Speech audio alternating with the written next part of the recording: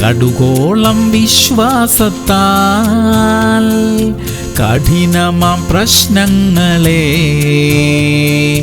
തരണം ചെയ്തിടുമ്പോൾ വിശ്വാസം വളർന്നിടുമേ.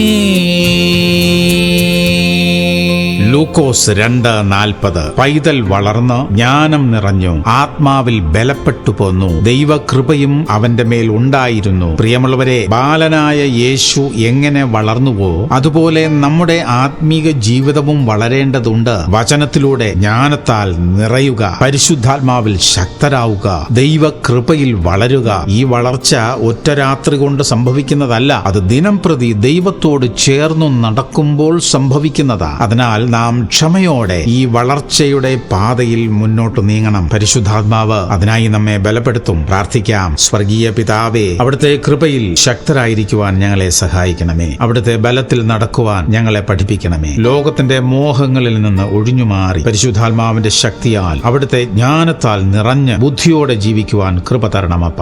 യേശു ക്രിസ്തുവിന്റെ നാമത്തിൽ തന്നെ. ആമേൻ, ആമേൻ, ആമേൻ.